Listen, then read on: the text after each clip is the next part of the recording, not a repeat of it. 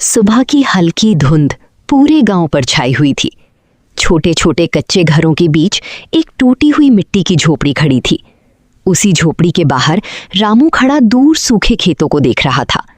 दुबला पतला शरीर, पुरानी धोती कुर्ता, चेहरे पर थकान, लेकिन आंखों में अब भी उम्मीद बाकी थी। झोपड़ी के अंदर उसकी पत्नी मिट्टी के चूल्हे पर थोड़ा सा खाना बना रही थी। जलाने के लिए लकड़ियां भी कम बची थीं। उनकी छोटी बेटी भूख से चुपचाप बैठी मां को देख रही थी। हर सुबह की तरह रामू गांव के छोटे मंदिर में गया। उसने मां दुर्गा के सामने दिया जलाया और हाथ जोड़कर प्रार्थना करने लगा। उसकी श्रद्धा देखकर भी गांव वाले उसका मजाक उड़ाते थे। पूजा से कभी पेट भरता है क्या? इतना गरीब होकर भी मंदिर नहीं छोड़ता। लोग हंसते रहे, लेकिन रामू बस मुस्कुराया और बोला, मां देर करती हैं, अंधेर नहीं। कुछ ही दिनों बाद पूरे गांव पर भयंकर सूखा पड़ गया। खेतों में दरारें पड़ गईं, फसलें बर्बाद हो गईं, कुएं सूखने लगे।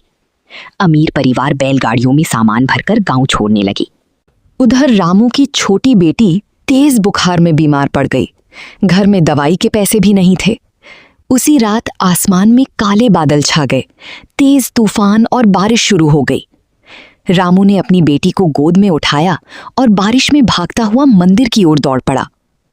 मंदिर बिल्कुल खाली था। सिर्फ एक छोटा दिया हवा में कांप रहा था। रामू मां दुर्गा की मूर्ति के सामने घुटनों के बल बैठ गया। मां, मेरी बेटी को बचा लो, मेरे पास अब कुछ नहीं बचा। रोते रोते वो मंदिर की जमीन पर ही सो गया। उसकी बेटी उसके पास लेटी थी। आधी रात को अचानक मंदिर में लाल रोशनी फैलने लगी। हवा शांत हो गई। रामू ने धीरे से आंखें खोली। उसके सामने लाल साड़ी पहनी एक बूढ़ी औरत खड़ी थी। उसके चेहरे पर ममता थी और आंखों में दिव्य चमक। वो मुस्कुराई और बोली, कल सुबह मंदिर के पीछे पीपल की पेड़ के पास जाना। इतना कहकर वो गायब हो गई। सुबह होते ही रामू घबरा कर उठा। उसे रात की बात सपना लग रही थी, लेकिन उसकी मन में आशा जाग चुकी थी। वो तुरंत मंदिर के पीछे पुरानी पीपल की पेड़ के पास पहुंचा और मिट्टी खोदने लगा। कुछ देर बाद उसकी कुदाल किसी लोहे की चीज से टकराई। मिट्टी हटाने पर एक पुराना जंग लगा संदूक दिखाई दिया।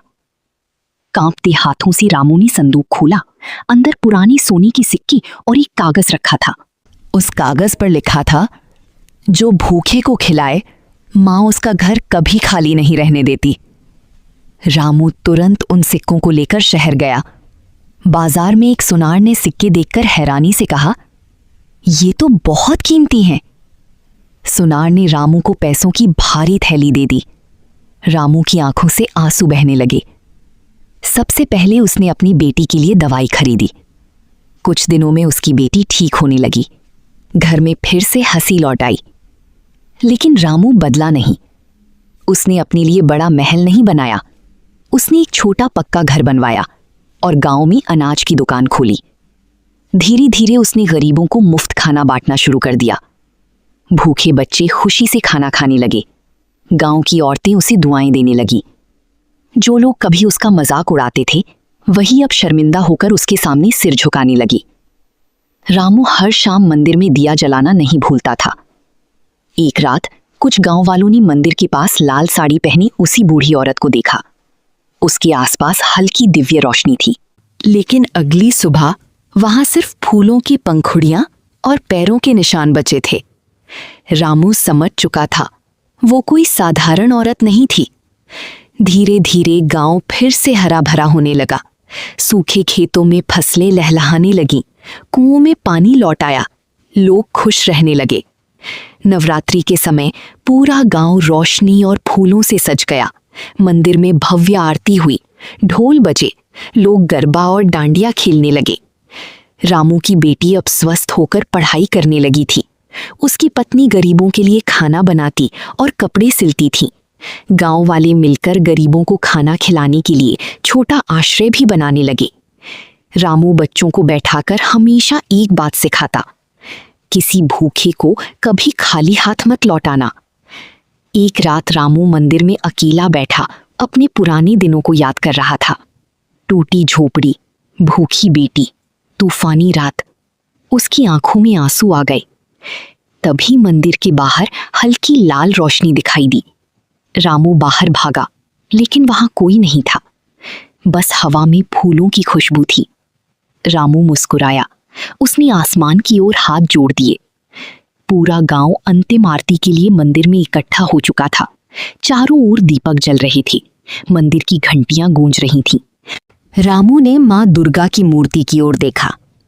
उसे ऐसा लगा जैसे मां की आंखों में दिव्य प्रकाश चमक रहा हो। रामू की आंखों से आंसू बह निकले। उसने धीरे से कहा, जय माता दी। और उसी पल जैसे पूरा वातावरण एक अदृश्य आशीर्वाद से भर गया। उगते सूरज की सुनहरी रोशनी मंदिर पर पड़ी और मानो आसमान से एक संदेश उतर आया, सच्चे दिल से पुकारो तो मां खुद सहारा बनकर आती हैं। नवरात्रि और दुर्गा से जुड़ी लोक कथाओं में अक्सर यही भावना दिखाई देती है कि सच्ची श्रद्धा और अच्छे कर्म कभी व्यर्थ नहीं जाते। ईश्वर सहायता किसी भी रूप में कर सकते हैं।